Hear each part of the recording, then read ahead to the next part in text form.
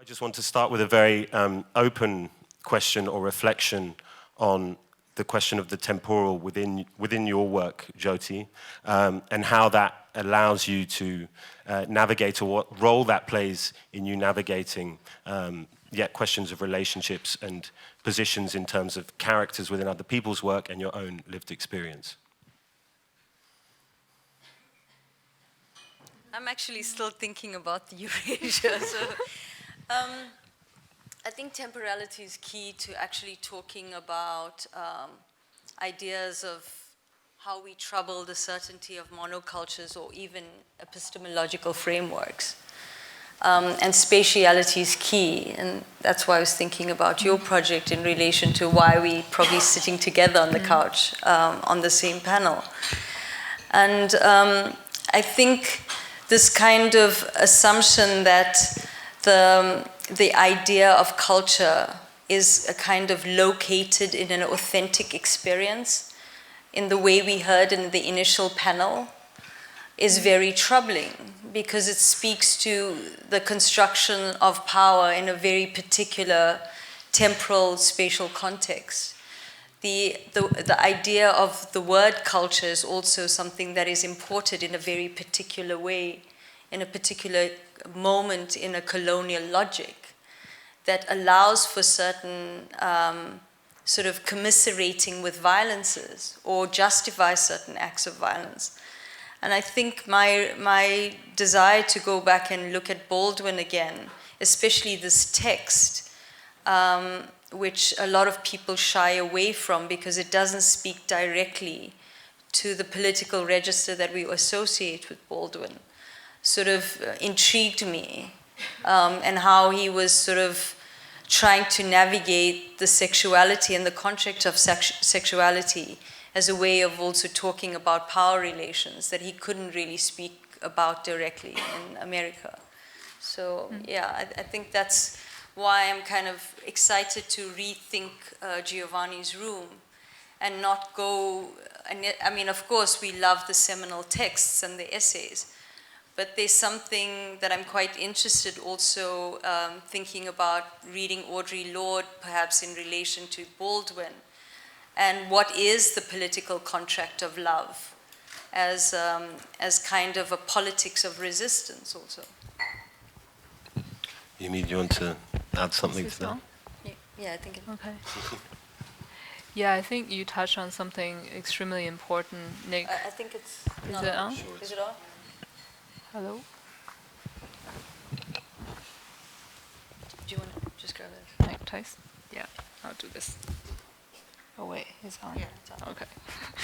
No, I think Nick, you the relationality that you just mentioned is extremely important, and I find it very powerful in your presentation. Also borrowing Baldwin this in highlighting the capacity to love and to imagine, because only at that level of experience do we know that experiences of the world, of cultures, of societies are actually very messy and dirty and ambiguous. And I think that is, if we kind of project that, or if we kind of go from this kind of experience into formulating a strategy or a tactic around all of these claims of culturalism, of this sort of either or of universalism, or something that is of an absolute nature of a certain culture, right? Then we see that is never the either or, but something that is in between, that is messy and dirty and fun at times, but also painful at others. Jyoti, a very specific question just for me to understand the genealogy of that piece. Were you aware of Giovanni's Room in '95? No. No. I mean, I had read Baldwin, but I wasn't, in 1995, I was not interested in Giovanni's Room. I was interested in what would it be like to live Giovanni's Room. Yes, you're allowed to laugh. So the genesis of it is really about it is an act of kind of negotiating a present with a past and a future. It's about actually trying to understand how does going back to a text read in relation to what I was thinking, but didn't have necessarily the language to articulate it in relation to, let's say, a literary text. And I'm sorry that you saw it with so much light spill, but it is a kind of a much, you can read the images more clearly. But just to say I think I was more interested in the politics of the debate that everyone was so insistent that the film should be from the point of view of a black man, and my insistence to say I don't want it from the position of a black man, precisely because you're going to racialize it in a way that I don't want you to. And I think, and that's when I came back to Giovanni's room, I began to understand a particular kind of political strategy that's at play in doing that. But in that question in the Q&A, it became racialized all the same. Well, I was sitting at the Black Filmmakers Foundation, which means that I also had to perform a political responsibility that wasn't only performative. It was sincere, but the question is performative. It's aimed to also agitate in a way.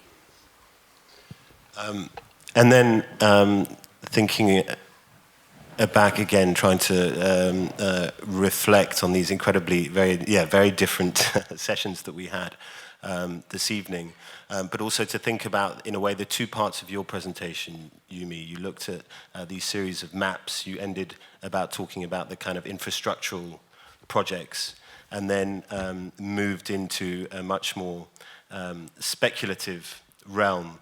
And I just wanted to spend a moment actually to think about perhaps the role of art practice, or practice in terms of allowing a certain type of speculation, allowing a certain type of rereading and questioning, and how that, in your case, has arrived at a very different understanding of Eurasia and what that might mean today. Yeah, that's a very good observation. I feel certainly we need a multiplicity of skill sets, maybe, in order to navigate this extremely murky contemporary political field. So we need the sort of critical methodologies in mapping what is there, but also we need to go beyond or below, to jump scale, to go to the to go to more experiential levels, to try to activate a kind of different imagination of what can be there as well. And that's what I try to do. I know it's not easy it's almost schizophrenic to have these two parts. But that's the sort of, I guess, the tools that we have at hand. I'm looking to the audience to see if there are any questions or points coming up, either about what the two contributions now or the evening in more broadly. Yes. I have a question maybe for both of you. You both work in cultural and media. I've been thinking about what you said about the very central humanistic approach that we've had, and about us as humans being more humble. It's a very general question. Do you see maybe a move within the media arts into going into a more, into a less so egocentric humanistic approach, and being more open to also other things that happen around us? I feel that the representation in the media is that humans are always on top of everything, and everything else is like the rest of nature and animals and well-being. It's just really lost into the representation. I don't know if it's a clear enough question. I guess my disquiet with that observation would be it depends where you're looking in the world, actually, and how you're looking, because the idea of collective collaborations, the idea of actually thinking that we're above it as opposed to integrated, is very much within a particular kind of epistemological framework. And I mean, there are lots of friends and colleagues who've just come from the Berlinale or are going to it. And it always strikes me as really interesting that when you are at particular kinds of film festivals in Europe or the US, there's a very specific understanding of, let's say, production. And if you're working in China or you're working in Russia, there's a very, very different understanding about how media production operates. Because social media platforms, and certainly the internet, has allowed consumers to be the producers, which means that it actually fractures an understanding of how an organized industrial value chain of production and consumption operates. And so I do think, and that's why I think it's fabulous that we have Eurasia as a reference, because it's not just the landmass we're dealing with, it's really about modes of production and ideas of consumption and different strategies that actually challenge some of the, well, I don't want to say capitalist, but I would say commodified understandings of media production that actually often we do not see in a European context. And it's much faster. The scale is actually almost unmanageable for a European imagination, because we're dealing with young people who have, on average, a following of 1 million people, right? On a Snapchat platform, on any social media platform. So I recognize your question and I appreciate it, but I also think it depends from where in the world you ask that question, because I would imagine that actually if you were asking that question around Brazil or in China, it would mean something totally different. Or it's certainly in South Africa. But you're both professors in Europe, right? Yeah. And do you see it changing here?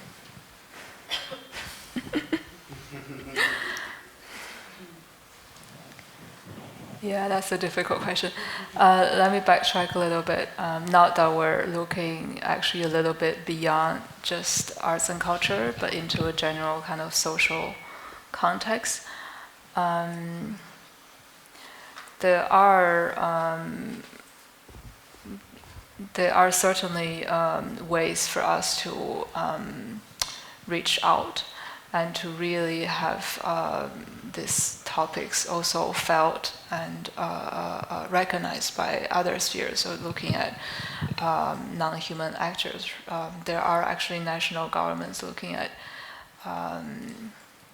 recognizing natural entities as legal entities, if not personhoods, right? And there actually I think a lot can be done if we put different parties together and create this kind of artistic political dialogue, because we know so many artists who work with speculative ideas of how you can make a forest own itself. So I myself am quite active on that front in trying to also reach out into this more unlikely kind of audience or groups of people to create this kind of dialogues. And whether that is changing in Europe, It takes time. It takes time. Maybe, I mean, this will be a little bit of a generalization, but if I could draw like a really simple example, people in China don't talk about inequality. I know this sounds bad, but it doesn't mean that they're not interested in poverty eradication. So actually they talk about poverty eradication, they create all these poverty alleviation programs, as opposed to being or talking about the statistics of inequality all the time. So maybe there's certainly a lacking of a certain consciousness there, but at the same time, there's also this pragmatism that I think the speaker tonight also spoke about. That can be maybe an interesting model of looking at it. There's one question over there. Thank you very much for both presentations. I'm just wondering, to pick up on the theme that was introduced earlier about, I guess, something about the hegemony of a USA, North American version of the politics of difference, and very specifically the USA version of race politics, and the way in which that is, even in its counter-hegemonic mode, is hegemonic. That basically the oppositional thought, oppositional imagination that we see within the kind of global circuits of the art system is very heavily centered on models that come out of a very specific USA experience. Mm-hmm. And I'm just wondering if you have any reflection on this, particularly in the context of the way multiculturalism also has a particular genealogy within a USA-centric kind of thing. So I just wonder about this question of what are the resources other than the USA versions of race politics and politics of difference that we should be attending to? Is it to Jyoti? I think that's I think that's a fabulous question. Thank you, because I think it would be easy for me to sort of quote Fanon at this point, but I would also think we need to go back and look at Senghor, Cabral. I think we need to actually start interrogating the way in which Nav in his introduction talked about negritude, but that also develops a particular kind of spin when it's appropriated in a European context through a French tradition of resistance. And so I'm quite interested in going back and looking at which kind of African philosophers we look at that talk not about race politics because in Africa, I guess I want to emphasize a fundamental difference. You can't talk about minority politics because the majority is still reeling, as we had somebody in the audience observe earlier in relation to the conversation this evening. We have to recognize the structural aspects of historical violences.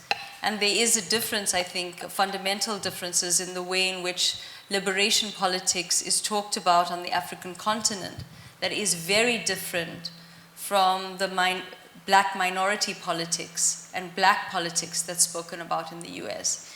And hence my cueing in my own sort of notes from these various years is a recognition only many years later to understand that the politics that I was making reference to as somebody who grew up under apartheid South Africa was very different in my identity politics from the way it was being offered to me in an African American context. And yet in South Africa at this moment, as everyone has seen globally, Black Lives Matters and that discourse has become something that is appropriated globally. And it's exactly as you're cueing. It's a very particular way in which that kind of media presence has impact and affect on a much more global scale. So I haven't answered your question directly, but I've spoken towards it. Yeah. It's getting late. Thank you very much for staying with us. Thank you very much for the two of you. I think what this evening has shown in a certain way is a kind of demonstration of the different scales and the different temporalities and the different lines that we might need to try and navigate this a very complex, knotty question of monoculture. So thank you very much. Thank you for staying so late.